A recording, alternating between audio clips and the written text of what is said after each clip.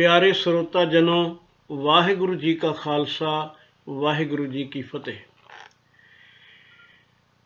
आप सब जानते हो कि अज समुचे संसार नूं एक महामारी का सामना करना पै रहा है, जिसका नाम कोविड-19 भी है ते कोरोना वायरस भी उसनूं आख्या जाता है। ऐसी वायरस जो मनुखता की दुश्मन बन के सामने आ गई है। वायरस कोई एक नहीं, उंज तां वातावरण विच इन्नियां वायरसिस हन जिन्ने तारे भी नहीं। तारियां की गिणती नहीं किसी कदी कीती, पर इदों भी वध वायरस आख ले जाण तां इह कोई अतकथनी नहीं। पर मनुख लई विशेष तौर ते नुकसानदेह 200 वायरसिस गिणे जाते हैं। तो परमात्मा ने साडी बॉडी इस ढंग नाल बनाई है कि जे असीं इसका पूरा ध्यान रखिया होवे तां इह गलत वायरसिस नाल आप ही लड़ाई लड़ लैंदी है। पर मनुख ने बड़ियां गलतियां कीतियां ने। इसने ना गुरु की मत नूं सुनिया, ना अपने अंदरले दी आवाज़ नूं सुनिया। हवा साडी जिंदगी का मूल आधार है। हर साह नाल जरूरत है हवा की, हवा विचों ही ऑक्सीजन मिलनी है। ते हवा नूं असां इन्नी गंदी कर लिया, उड़ा उड़ा धुआं फैक्ट्रियां दा, ते साडे वाहीकल्स पल पल धुआं छड्ड के वातावरण नूं खराब करते रहे। पर मनुख दियां तेजियां ने परवाह ही ना कीती, हवा प्रदूषित कर लई। जिसनूं बड़ा पवित्र रखण की जरूरत सी, वो इन्नी प्रदूषित हो गई कि साडे फेफड़ियां नूं जिथे फायदा पहुँचाउणा सी, नाल नुकसान होण लग पिया। जे पानी सी, पानी भी जिंदगी का दूसरा स्रोत है, ते सतगुरु जी ने तो बड़ी अहमियत दिती है पानी नूं। पहला पानी जियो है, जित हरिया सब कोय। साडे पास वो हरियावलां ते खेड़े किवें रहण, साडा पानी भी प्रदूषित हो गया। जमीन दियां तहां विचों निकलिया पानी मनुख लई बड़ा सुख देण वाला सी, पर असीं धरती माँ की गोद विच सुट सुट के कैमीकल्स कि होर फसल हो जाए, होर फसल लै लईए, 4 टके होर बन जाण, 4 पैसे होर बन जाण। इस लालच विच असीं वो पानी भी प्रदूषित कर लिया, धरती की कुख भी साड़ के रख दिती। इस तरह दियां एक नहीं अनेकां गलतियां ने जे ध्यान नाल मनुख नज़र मारे तां। सतगुरु गुरु नानक देव महाराज दे बचन अज भी समझ लईए। पवन गुरु पानी पिता माता धरत महत, दिवस रात दोए दाई दाया, खेलै सगल जगत। सी तां संसार खेलां वास्ते तमाशा सी, पर असीं तमाशे विच भी इन्ने दुख पैदा कर लए। मनुख इस गुनाह तो मुनक्कर नहीं हो सकता कि बीमारियां की पैदाइश का कारण मनुख बनिया है। खैर, जो कुछ होना सी हो चुका है। इस वेले बीमारी का स्रोत कोविड-19 साडे सामने है, ते दुनिया सारी उसनूं फेस कर रही है। ये कोरोना ना होया, ये तो होई कुदरत की करोपी ते मनुख का रोना। ये दो गल्लां दा जोड़ ही है। कुदरत की करोपी एवें नहीं हुंदी, करोपी असीं पैदा करते हाँ। खैर, जरूरत सी परहेजगार जिंदगी जीउण दी, वो असीं गवा लिया। साडी जिंदगी परहेजगारां वाली नहीं। हुण कुछ नुकते समझण की लोड़ है। सब तो पहली गल है कि सानू परहेजगार बनना पवेगा, तां कि अगां होर ऐसे कारण ना बनन जिन्हां करके कोई वबा होर फैले, कोई वायरस होर आवे ते मनुख लई होर दुख पैदा करे। सब तो पहला फिजिकल डिस्टेंस अत जरूरी है। असीं इसनूं सोशल डिस्टेंस भी आखने आ, पर ज़्यादा बेहतर होवेगा फिजिकल डिस्टेंस। एक दूजे तो एक वित रखने की जरूरत है। धर्म के खोजी लोग पहलों तो ये कहते रहे ने कि साडे शरीर के दुआले एक औरा है, जिस विच कुछ तरंगां ने जिहड़ियां वाइब्रेट करदियां हन। ਉਹਨਾਂ ਨੂੰ ਵਿੱਥ ਨਾ ਮਿਲੇ, ਉਹ ਥਾਂ ਨਾ ਮਿਲੇ, ਇੱਕ ਦੂਜੇ ਦੇ ਬਿਲਕੁਲ ਨੇੜੇ ਲੱਗ ਕੇ ਬੈਠਣ ਲੱਗ ਪਈਏ ਤਾਂ ਰੋਗ ਕਿੱਧਰੋਂ ਲੈਣ ਨਹੀਂ ਜਾਣੇ ਪੈਂਦੇ। ਇੱਕ ਨੂੰ ਨੁਕਸ ਹੋਇਆ ਤੇ ਕੋਈ ਚੀਜ਼ ਇੱਕ ਲਈ ਸੁਖਾਵੀਂ ਹੈ ਪਰ ਦੂਜੇ ਲਈ ਦੁੱਖ ਦੇਣ ਵਾਲੀ ਹੈ ਤਾਂ ਰੋਗ ਪੈਦਾ ਹੋ ਹੀ ਜਾਂਦੇ ਨੇ। ਇਸ ਪੱਖ ਤੋਂ ਹਿੰਦੁਸਤਾਨ ਦੀ ਪਰੰਪਰਾ ਬੜੀ ਵਧੀਆ ਰਹੀ ਹੈ ਡਿਸਟੈਂਸ ਰੱਖਣ ਦੇ ਸੰਬੰਧ ਵਿੱਚ। ਕੋਈ ਦੂਜੇ ਨੂੰ ਨਮਸਤੇ ਆਖ ਦਿੰਦਾ ਸੀ ਹੱਥ ਜੋੜ ਕੇ, ਕੋਈ ਸਲਾਮ ਕਰ ਦਿੰਦਾ ਸੀ ਦੂਰੋਂ ਝੁੱਕ ਕੇ, ਤੇ ਖਾਲਸੇ ਨੂੰ ਸਤਿਗੁਰੂ ਜੀ ਨੇ ਫਤਿਹ ਬਖਸ਼ੀ ਜਿਸ ਵਿੱਚ ਦੋਵੇਂ ਹੱਥ ਜੋੜ ਲਏ ਜਾਂਦੇ। ਸਤਿਕਾਰ ਵੀ ਸੀ ਇੱਕ ਦੂਸਰੇ ਦਾ ਕਿ ਤੇਰੇ ਅੰਦਰ ਵੀ ਉਹੀ ਭਗਵਾਨ ਹੈ, ਮੈਂ ਝੁਕਦਾ ਹਾਂ, ਤੇ ਦੋਵੇਂ ਹੱਥ ਦੋਹਾਂ ਦੇ ਜੁੜੇ ਹੋਣ ਅੱਗੇ ਨੂੰ ਕਰਕੇ ਤਾਂ ਜਿੰਨੀ ਡਿਸਟੈਂਸ ਦੀ ਜ਼ਰੂਰਤ ਹੈ ਉਨਾ ਡਿਸਟੈਂਸ ਦਾ ਫਾਸਲਾ ਜੋ ਹੈ ਉਹ ਬਣ ਹੀ ਜਾਂਦਾ ਹੈ। ਤੇ ਵਾਹਿਗੁਰੂ ਜੀ ਕਾ ਖਾਲਸਾ, ਵਾਹਿਗੁਰੂ ਜੀ ਕੀ ਫਤਿਹ ਅਸੀਂ ਬੁਲਾਉਂਦੇ ਸਾਂ। ਅੱਜ ਵੀ ਅਪਣਾ ਲੈਣ ਦੀ ਲੋੜ ਹੈ। ਸਾਨੂੰ ਸਬਕ ਮਿਲਦੇ ਨੇ, ਹਰ ਦੁੱਖ ਵਿੱਚੋਂ ਸੁੱਖ ਦਾ ਰਾਹ ਮਿਲਿਆ ਕਰਦਾ ਹੈ। ਤੋ ਪਰਹੇਜ਼ਗਾਰ ਜੀਵਨ ਜਿਉਣ ਦੀ ਜ਼ਰੂਰਤ ਹੈ। ਅੱਜ ਆਖਿਆ ਜਾਂਦਾ ਹੈ ਦੂਰੀ ਬਣਾ ਕੇ ਰੱਖੋ, ਔਰ ਇਸ ਦੇ ਨਾਲ ਨਾਲ ਸਫਾਈ ਤੇ ਜ਼ੋਰ ਹੈ। ਬਾਰ-ਬਾਰ ਹੱਥ ਧੋਵੋ। ਸਫਾਈ ਹਰ ਧਰਮ ਨੇ ਮੁੱਢ ਕਦੀਮਾ ਤੋਂ ਉਪਦੇਸ਼ ਦਿੱਤਾ ਹੈ ਕਿ ਮਨੁੱਖ ਨੂੰ ਜੀਵਨ ਸਾਫ ਸੁਥਰਾ ਰੱਖਣਾ ਚਾਹੀਦਾ ਹੈ। ਗੰਦਗੀ ਨਾਲ ਬਿਮਾਰੀਆਂ ਫੈਲ ਹੀ ਜਾਇਆ ਕਰਦੀਆਂ ਨੇ ਤੇ ਜਿੱਥੇ ਸਫਾਈਆਂ ਨੇ ਉੱਥੇ ਬਿਮਾਰੀਆਂ ਲਈ ਕੋਈ ਥਾਂ ਨਹੀਂ ਬਚਦੀ। ਸੋ ਪਰਹੇਜ਼ ਤਾਂ ਸਾਨੂੰ ਅੱਜ ਦੁਨੀਆ ਭਰ ਦਾ ਮੀਡੀਆ ਦਰਸਾ ਰਿਹਾ ਹੈ ਤੇ ਇਸ ਦਾ ਖਿਆਲ ਰੱਖਣ ਦੀ ਵੀ ਬਹੁਤ ਜ਼ਰੂਰਤ ਹੈ। ਤੇ ਇੱਕ ਗੱਲ ਜੋ ਹੋਰ ਧਿਆਨ ਦੇਣ ਵਾਲੀ ਸੀ, ਜਿਸ ਤੋਂ ਅਸੀਂ ਅਵੇਸਲੇ ਹੋ ਗਏ, ਉਹ ਸੀ ਕਿ ਨਿਰੰਕਾਰ ਨੇ ਦਵਾਈਆਂ ਤੋਂ ਪਹਿਲਾਂ ਸਾਡੇ ਅੰਦਰ ਹੀ ਐਸਾ ਇੱਕ ਸਿਸਟਮ ਪੈਦਾ ਕਰ ਦਿੱਤਾ ਹੋਇਆ ਹੈ ਕਿ ਜੇ ਕੋਈ ਐਸੀ ਵਾਇਰਸ, ਕੋਈ ਕੀਟਾਣੂ ਸਾਡੇ ਅੰਦਰ ਚਲਾ ਵੀ ਜਾਏ ਜਿਹੜਾ ਸਾਡੇ ਲਈ ਸੂਟੇਬਲ ਨਹੀਂ, ਤੇ ਸਾਡੀ ਬਾਡੀ ਉਸ ਨਾਲ ਫਾਈਟ ਕਰਦੀ ਸੀ ਤੇ ਉਸ ਨੂੰ ਮਿਟਾ ਦਿੰਦੀ ਸੀ। ਇਸ ਲਈ ਸਟੈਮਿਨਾ ਸਟਰੋਂਗ ਹੋਣ ਦੀ ਜ਼ਰੂਰਤ ਹੈ। ਸਟੈਮਿਨਾ ਸਟਰੋਂਗ ਤਾਂ ਹੀ ਹੋ ਸਕਦਾ ਹੈ ਜੇ ਆਦਮੀ ਦੀ ਖੁਰਾਕ ਠੀਕ ਹੈ, ਉਹ ਨਿਯਮਿਤ ਰੂਪ ਵਿੱਚ ਸਰੀਰ ਨੂੰ ਕੁਝ ਕਸ਼ਟ ਵੀ ਦਿੰਦਾ ਹੈ, ਐਕਸਰਸਾਈਜ਼ ਵਗੈਰਾ ਵੀ ਕਰਦਾ ਹੈ। ਪਰ ਮਨੁੱਖ ਨੇ ਖੁਰਾਕ ਵੀ ਖਰਾਬ ਕਰ ਲਈ। ਫਾਸਟ ਫੂਡ ਤੇ ਤਰ੍ਹਾਂ ਤਰ੍ਹਾਂ ਦੇ ਚਸਕਿਆਂ ਵਿੱਚ ਪੈ ਕੇ ਇਹ ਨਾ ਦੇਖਿਆ ਕਿ ਖਾਣਾ ਤਾਂ ਇਸ ਲਈ ਹੈ ਕਿ ਇਹ ਸਰੀਰ ਨੂੰ ਸ਼ਕਤੀ ਮਿਲੇ, ਸਰੀਰ ਚੱਲਦਾ ਰਹੇ, ਤੇ ਉਹ ਚੰਗਾ ਖਾਣਾ ਕੀ ਹੈ ਇਹ ਭੁਲਾ ਦਿੱਤਾ। ਤੇ ਇੱਕ ਪਲ ਦਾ ਜ਼ੁਬਾਨ ਦਾ ਚਸਕਾ ਹੁੰਦਾ ਹੈ, ਜਦ ਜ਼ੁਬਾਨ ਤੋਂ ਲੰਘ ਜਾਏ ਵਸਤੂ ਤਾਂ ਕੋਈ ਸਰੀਰ ਦਾ ਅੰਗ ਪਦਾਰਥ ਦਾ ਸਵਾਦ ਨਹੀਂ ਦੱਸਦਾ, ਕੇਵਲ ਜ਼ੁਬਾਨ ਵਿੱਚ ਇਹ ਖੂਬੀ ਹੈ। ਅਸੀਂ ਸਵਾਦਾਂ ਦੇ ਗੁਲਾਮ ਹੋ ਗਏ, ਸਾਡੀ ਖੁਰਾਕ ਵੀ ਠੀਕ ਨਾ ਰਹੀ, ਪੋਸ਼ਾਕ ਸਾਡੀ ਰਹਿ ਗਈ ਕੇਵਲ ਵਿਕਾਰ ਪੈਦਾ ਕਰਨ ਵਾਲੀ ਭੜਕਾਊ। ਸਵਾਰੀਆਂ ਸਾਡੀਆਂ ਉਹ ਬਣ ਗਈਆਂ ਜਿਹੜੀਆਂ ਸਰੀਰ ਨੂੰ ਤਾਂ ਕੋਈ ਕਸ਼ਟ ਨਾ ਕਰਨਾ ਪਵੇ, ਮਿਹਨਤ ਨਾ ਕਰਨੀ ਪਵੇ ਤੇ ਧੂਆਂ ਫੈਲਾਈ ਜਾਈਏ। ਮਨੁੱਖ ਬਿਲਕੁਲ ਹੀ ਡਿੱਗ ਪਿਆ ਤੇ ਇਹਨਾਂ ਆਰਾਮ ਦੇ ਪਦਾਰਥਾਂ ਨੂੰ ਭੋਗਦਾ ਭੋਗਦਾ ਆਲਸੀ ਵੀ ਬਣ ਗਿਆ। ਸਰੀਰ ਨੇ ਰੋਗੀ ਹੋਣਾ ਹੀ ਸੀ ਤੇ ਥੋੜ੍ਹੀ ਜਿਹੀ ਕੋਈ ਐਸੀ ਸ਼ਕਤੀ ਆ ਗਈ ਜੋ ਸਰੀਰ ਲਈ ਖਤਰਨਾਕ ਸੀ, ਇਹ ਸਟੈਮਿਨਾ ਮੁਕਾਬਲਾ ਹੀ ਨਾ ਕਰ ਸਕਿਆ। ਧੰਨ ਗੁਰੂ ਨਾਨਕ ਦੇਵ ਮਹਾਰਾਜ ਜੀ ਨੇ ਸਾਨੂੰ ਸਮਝਾਇਆ ਸੀ। ਹਜ਼ੂਰ ਨੇ ਇੱਕ ਸ਼ਬਦ ਉਚਾਰਨ ਕੀਤਾ ਹੈ, ਸ੍ਰੀ ਗੁਰੂ ਗ੍ਰੰਥ ਸਾਹਿਬ ਜੀ ਦੇ ਅੰਗ 16 ਤੇ ਸੁਸ਼ੋਭਿਤ ਹੈ। ਉਸ ਦੇ 4 ਪਦ ਨੇ ਤੇ 4 ਪਦਾਂ ਦੇ ਨਾਲ ਹੀ ਹਰ ਇੱਕ ਪਦ ਨਾਲ ਇੱਕ ਇੱਕ ਰਹਾਉ ਹੈ।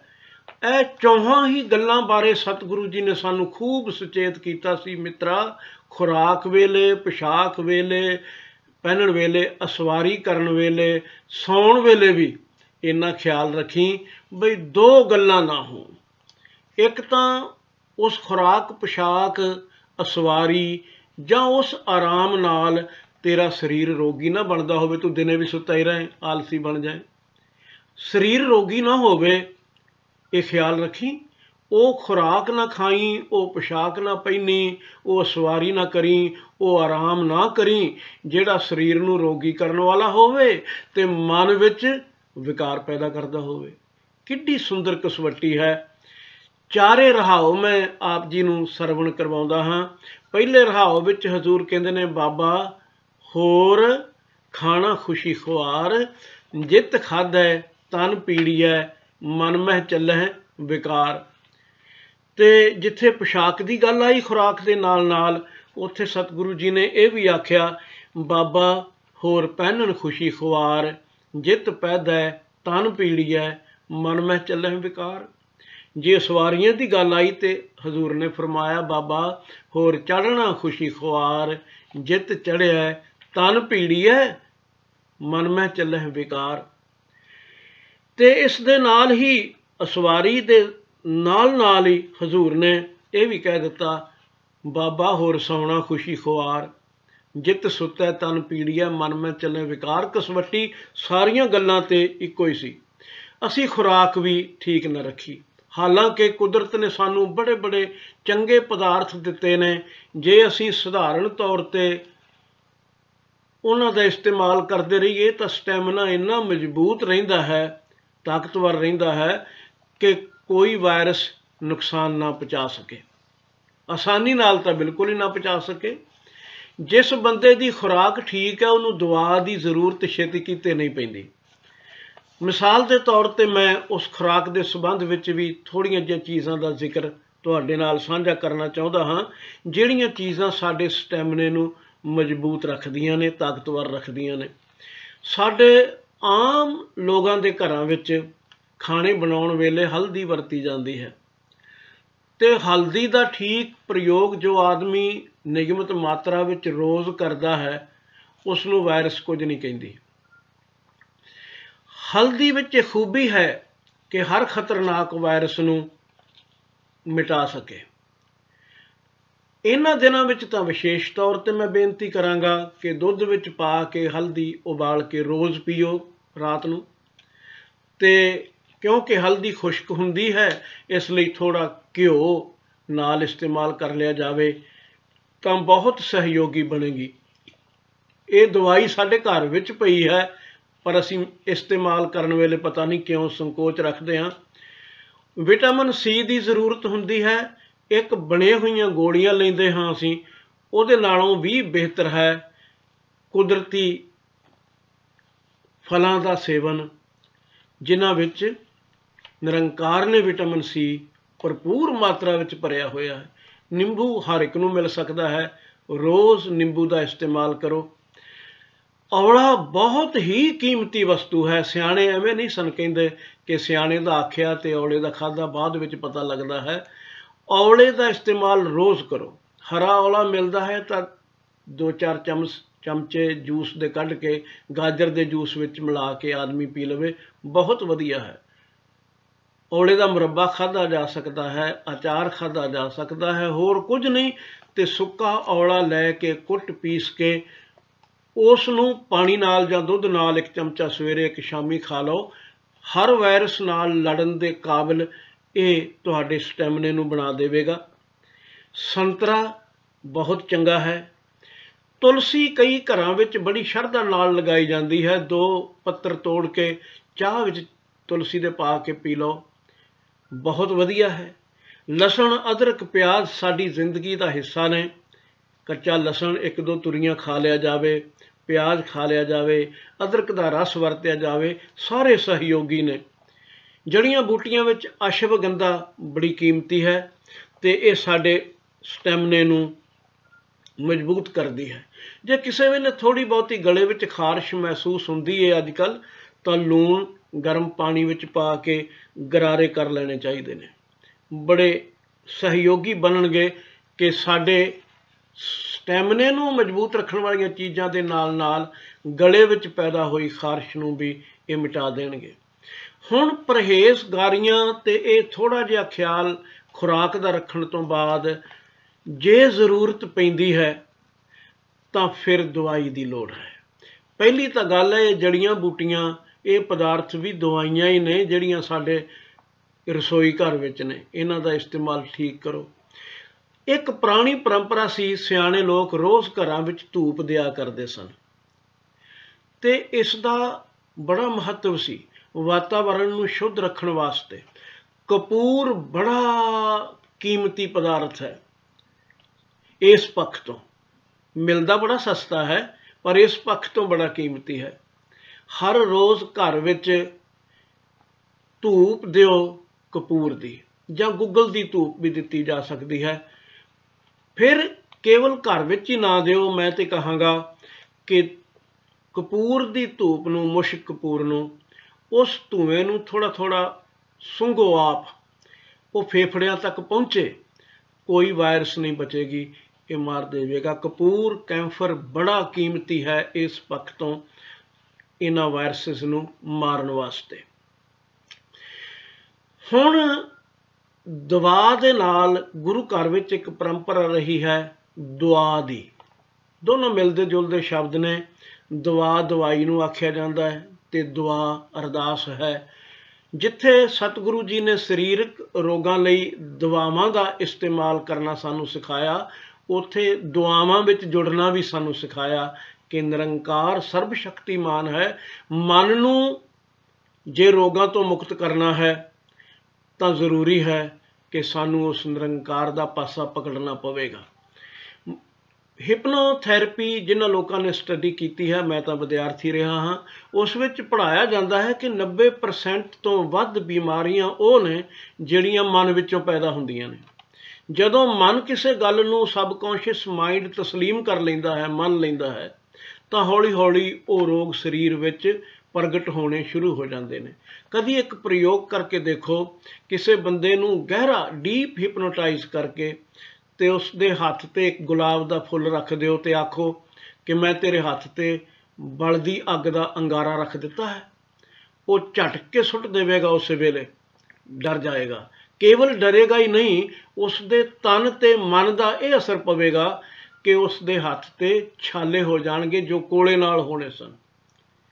मन नूं समझाउण दी बड़ी जरूरत है। जदों मन कमज़ोर हो जाता है, उस वेले मनुख दे रोगी होने विच बहुती देर नहीं लगती, वो डिप्रैसड हो जाता है, रोग आपे ही सहेट लैंदा है। इसलिए सानू जरूरत है सर्वशक्तिमान दे सहारे नाल जोड़न दी ये मन नूं। जे मनुख केवल अयाशियां विच पिया रवे ते उस मालक नूं जावे भुल, इउं कह लो भोगां नूं भोगे पर भगवान नूं भुल जाए, तो फिर रोग कितों लैण नहीं जाने पैंदे, लागी जाते ने। खसम विसार कीए रस भोग, तां तन उठ खलोए रोग, फिर रोग लागी जाते हैं। इहदियां मिसालां ने इतिहास विच। दीपालपुर दे कोड़ी पास सतगुरु आप चल के गए, जिन्हों घरदियां भी घरों कढ़ दिता सी ते खेतां विच पा दित्ती झोंपड़ी। झोंपड़ी दे खिड़क पास भोजन वेले कवेले रख जाया करन ते वो बेचारा निर्वाह करी जाए। सतगुरु जी ने जाके उसका इशनान कराया, ਉਹਦੇ रोगों का कारण भी दसिया कि जय तन बाणी विसर जाए, ज्यों पक्का रोगी विल लाए। मित्रा रब नूं भुल गया सैं, अयाशियां विच पै गया सैं, ते अयाशी दे विच भोगे होए भोग शरीर नूं रोगी कर ही दिया करदे ने। उसका इलाज भी करवाया, मन का इलाज भी किया, तन का भी किया, ते एक प्रचारक बना के उसनूं प्रचारक की थापना दे दी। गुरु अमरदास महाराज का इतिहास पढ़िए। प्रेमा कोड़ी है ते गुरु दरबार के बाहर रस्ते में बैठा रहिंदा है। संगतां दी चरण धूड़ भी शरधा नाल कई बारी उठ के अपने शरीर ते मल लैंदा है कि मेरा कुष्ठ दूर हो जाए। किन्ने वडभागी ने गुरु के दर्शन करन जाण वाले। तो फिर दया भी हो जाती है। सतगुरु जी उसका इलाज ही नहीं करते, सगों इस दे नाल नाल उहदा नाम बदल के प्रेमे दा रख दिंदे ने मुरारी। ते भाई शींह उपल दी बेटी मथों नाल उसकी शादी भी रचाउंदे ने ते दोवां जीआं नूं गुरमत दे प्रचार लई भी तोरदे ने। जाओ लोगां दे तन दा इलाज भी करो ते मन दा इलाज भी करो। गुरु अर्जन देव महाराज जी दी साखी है। आप जा रहे ने सैर नूं ते दिठा सामणेओं एक बजुर्ग नूं पकड़ के उसदे ही बेटे लैके आ रहे ने ब्यास दरिया वल नूं, ते वो रो भी रहे ने, सारे ही परेशान ने ते खिच के बजुर्ग नूं लिया भी रहे ने। सतगुरु जी ने पूछा की गल है भाई, बड़ी परेशानी का माहौल बना रखा है तुसां, की होया है? ते उन्हें आख्या जी साडा बाप है पर एक कोढ़ शरीर ते इन्ना वधेरे हो गया है इलाज कोई नहीं, तो आप भी यही कहता है कि मैनू ब्यास दरिया विच रोड़ दिओ, बस खा जाण मच्छियां ते मेरी जिंदगी का फस्ता वढिया जाए। असी लैके जा रहे हाँ, आखिर बाप है, तकलीफ सानू भी है, पर करिए की, इलाज कोई नहीं। तो सतगुरु जी ने आख्या नहीं नहीं, रोगियां नू रोड़ी दा नहीं, रोगियां दा इलाज करीदा है। नाल लै गए तरन ताਰਨ, जाके इसनू भी इशनान कराया, इहदा इलाज किया, जख्म साफ किए, ते नाल प्रभु की भगती वाले पासे जोड़ दिता। उन्होंने समझाया भी मित्रा, ਇਹਦਾ ਕਾਰਨ है अयाशियां विच शराबां कबाबां विच पै गया सैं, तू चौधरी सी मुरादपुर दा, बड़े तेरे मित्र सन, पर अज कित्थे ने? सारे ही साथ छड्ड गए ने। सुख दे साथी तो बहुत हुंदे ने, पर दुख वेले तो अपना साया भी साथ नहीं दिंदा। उसनूं जिथे गुरमत समझाई, उत्थे उहदे रोग का इलाज किया, ते उसनूं भी प्रचारक थाप दिता। गुरु हरराय साहब महाराज जी ने कीरतपुर साहब शहर वसाया, 52 बाग लवाए। 52 बाग, बागा वाला शहर ही मशहूर हो गया। हवा भी शुद्ध, सुहावने फुल खूबसूरत बनाउण ते फल देण रस। ते सतगुरु जी ने हर धर्मसाल दे नाल, गुरुद्वारा साहिब नूं उस वेले धर्मसाल ही आखदे सन, धर्मसाल दे नाल, हर धर्मसाल दे नाल दुआखाना खोलिया कि जिथे दुआवां करनियां ने सरबत दे भले लई, उत्थे रोगियां नूं दुआवां भी वंडणियां हन। ते एडा वड्डा दुआखाना सी गुरु हरराय साहब महाराज जी का कि दारा शिकोह नूं औरंगजेब ने धोखे नाल शेर की मुछ का वाल खवा दिता, ते वो हो गया रोगी। शाहजहां ने बड़ा इंतजाम करने की कोशिश की, पर कोई हीला कम ना आया। वैद्य ने आख्या है खास चीज़ां कुछ चाहिए ने, उन्हां नाल इलाज हो सकता है, तो वो शाही दवाखाने विच भी नहीं सन। गुरु हरराय साहब महाराज के दरबार तो वो वस्तुआं गईयां, गज मोती, खास प्रकार की हरड़ लौंग ते होर वस्तुआं, उन्हां तो दवाई बना के वैद्यां ने इलाज किया। ये भी एक इतिहास है। गुरु हरकृष्ण साहब महाराज जी ने दिल्ली विखे चेचक के दिनों विच अपनी परवाह ना करदियां होइयां जिथे लोगों नूं निरंकार नाल जोड़िया, उत्थे चेचक के इलाज विच भी पूरा सहयोग लोगों नूं दिता कि अज तक जदों भी गुरु हरकृष्ण साहब जी का जिक्र आउंदा है तो धन गुरु हरकृष्ण साहब महाराज के संबंध में लोग गा उठते हैं, श्री हरकृष्ण ध्याइए जिस डिठै सब दुख जाए। दुआ जो है ये नैगेटिविटी विचों कढ़दी है, मनुख नूं हौसला दिंदी है, ते मन नूं मजबूत बनाउंदी है। मनुख पॉजिटिविटी नाल भर जाता है।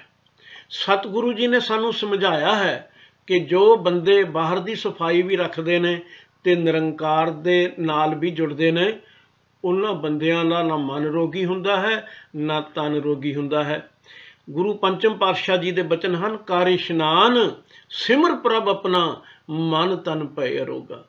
उठ इशनान कर, तन की सफाई कर, तो इस दे नाल मन की सफाई लई जिथे तन नूं साफ करन लई पानी नूं वरतिया ही, उत्थे मन नूं साफ करन लई बाणी नाल जुड़ जा, दोवें साफ हो जाण। कर इशनान सिमर प्रभ अपना, मन तन भय अरोगा। कोट बिघन लाथे प्रभ सरना, प्रगटे भले संजोगा। तेरे करोड़ां बिघन दूर हो जाणगे। सतगुरु जी का एक होर पावन बचन श्री गुरु ग्रंथ साहब जी के अंग 70-71 ते सुशोभित है। उस विचों मैं एक पद का जिक्र आप जी नाल साझा करना चाहता हाँ। हजूर कहते ने, जाको चिंता बहुत बहुत देही व्यापै रोग।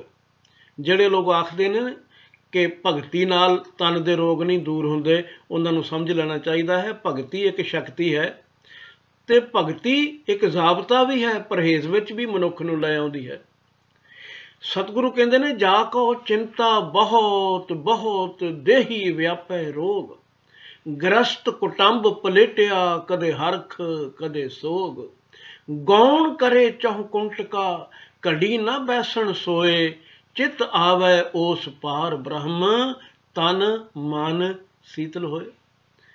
जे वो परमात्मा की याद विच जुड़ जाए तो तन मन के सब रोग मिट जाते हैं, तो मनुख पूरी तरह तंदुरुस्त हो जाता है। सवाल है नियमां की पालना करन दा। मन संबंधी भी तन संबंधी भी। इसलिए सानू दुआवां विच जुड़न की भी जरूरत है, प्रभु की भगती वाल लगन की जरूरत है, परहेज वाला जीवन जीवन की जरूरत है। ते भोग तां करिए पदार्थां दे, भोगीए, निरंकार ने बख्शे हैं, पर देण वाला ना भुल जाए। दाता चेते रहे तां दाता नूं भोगना कोई गुनाह नहीं। तो सानू सतगुरु जी ने बिल्कुल स्पष्ट कर दिता है कि जदों तुसी सतगुरु की मत ते चलोगे तो वह मत तुहाडी खुराक, पोशाक, सवारी, सौना सब कुछ बदल देवेगी। पंचम पातशाह के बचन हैं, प्रथमे मिटिया तन का दुख, मन सगल को हुआ सुख। तन दे दुख मिट गए, मन भी सुखी हो गया। कदों कर किरपा गुर दीनो नाओ, बल बल तिस सतगुर को जाओ। मैं उस सतगुरु तो कुर्बान जाता हाँ जिन्हें मैनू नाम की दात बख्श दी। ते जिस मनुख ने भी गुरु की मत नूं अपना लिया है उसनूं कोई रोग नहीं सता सकता, वो रोगों तो मुक्त हो जाएगा। ते अज दे समय विच अनेकां मौतां हो रही हैं कोविड-19 के कारण। ते हर वेले उही खबरां, तुसी कोई टैलीविजन लाओ, कोई रेडियो लाओ, खबरां उही चल रही ने। मैं इस संबंधी भी एक उचेचे तौर पर बेनती करनी चाहता हाँ कि ये मन के अंदर एक ऐसी ड्रिलिंग हो रही है नैगेटिविटी की कि घर बैठा आदमी भी परेशान हो जाता है, किधरे मेरा हथ किसी चीज़ नूं लगता नहीं गया। ये नैगेटिविटी भी आदमी नूं रोगी करती है। इसलिए बेनती है सरकारां नूं भी, मीडिया नूं भी, खबर जरूर दिओ, सुचेत जरूर करो लोकां नूं, पर हर वेले उही प्रचार बड़ी नैगेटिविटी भर देवेगा। बगैर कोरोना तो ही लोग बीमार हो रहे हैं, मन उपर असर हो रहा है। मैनूं एक छोटी जी कहानी चेते आउंदी है कि एक धर्मी राजा सी, कहानी ही है। उस दे सामने आके मौत खड़ी हो गई तो उसने आख्या कि राजन तू चंगा बंदा है, इसलिए मैं तेनों पहला खबर कर रही हाँ, वैसे मैं किसी नूं खबर देंदी नहीं। आने वाले महीने विच मैं तेरे इस छोटे जिहे राज विचों ही 500 बंदा मार देना है। राजन ने आख्या जे भगवान की रजा ही ये है तो मैं की कर सकता हाँ, तेरी मेहरबानी तू दस दिता है, पर मानसिक तौर पर मैं सावधान रहांगा। महीना बीत गया, 2500 लोगों की मौत हो गई। ते मौत फिर महीने बाद आके सामने खड़ी हो गई, आखन लगी राजन मैं तेनों आख्या सी महीने विच 500 मारांगी, मैं 500 मार दिते ने। ते बादशाह ने आख्या तू जो करना सी वो तो कर लिया, पर झूठ क्यों बोलदी है, झूठ क्यों बोलदी है, सच दस तू 2500 आदमी मेरे छोटे जिहे राज विचों मार के मिटा दिता है ते दसदी 500 है। तो कहते ने मौत ने आख्या राजन मैं तो 500 ही मारे ने, 2000 तो डर नाल ही मर गया है, डर नाल ही मर गया है। ये साडे अंदर एक डर पैदा किया जा रहा है। तुसी दुनिया भर के देशों के अंकड़े कढ़ के देख लो, जद तो कोरोना शुरू होया अज की तरीक तक पिछले सालों में कितनियां मौतां किस देश में हुंदियां सन, कारण अलग अलग होणगे, पर अज असी मन विच नैगेटिविटी भरी जा रहे हाँ। इस तो सावधान होने की लोड़ है। आओ जुड़िए दुआ नाल, निरंकार की इबादत नाल, उस अगे अरदास करिए ते पॉजिटिविटी भरीए। सतगुरु के बचनों विच ही अरदास करते हाँ अखीर विच, जो हजूर के बचन हैं। भैरव महला पंजवां, पंचम पातशाह कहते ने रोगी का प्रभ खंडो रोग। जे किसी नूं रोग चिमड़ भी गया है मेरे मालिक उस रोग तो मुक्त कर दे, ये सरबत दा भला है। रोगी का प्रभ खंडो रोग, दुखिए का मिटावो प्रभ सोग। दुखिए दे दुख दूर करके सोग चिंता दूर कर दे। तू करदा है ये तेरा सुभाव है, मैं तो वही बेनती कर रहा हाँ जो तेरे सुभाव विच शामिल है, तेरा बिरद है। तू कदी बदलिया नहीं, सदा मेहरबानियां वरताइयां हन। दया उसका बिरद है, बिरद वो सुभाव हुंदा है जेड़ा कदी बदले ही ना। मिठ बोलड़ा जी हर सज्जन स्वामी मोरा, हों संभल थकी जी वो कदे ना बोले कौड़ा। कौड़ा बोल न जाने पूर्ण भगवान, औगुण को न चितारे। पतित पावन हर बिरद सदाए, एक तिल नहीं पन्ना घाले। ਉਹਦੇ ਸੁਭਾਅ ਨੇ ਕਿਸੇ ਦੀ ਘਾਲਣਾ ਬੇਅਰਥ ਨਹੀਂ ਜਾਣ ਦੇਣੀ, ਦਇਆ ਸਭ ਤੇ ਕਰਨੀ, ਸ਼ਰਨ ਆਏ ਦੀ ਪੱਤ ਰੱਖਣੀ। आओ करिए अरदास, रोगी का प्रभ खंडो रोग, दुखिए का मिटावो प्रभ सोग। निथावे को तुम थान बैठावो, दास अपने को भगति लावो। दास अपने को भगति लावो, दास अपने को भगति लावो। भुल्लां क्षमा करनियां। वाहिगुरु जी का खालसा, वाहिगुरु जी की फतेह।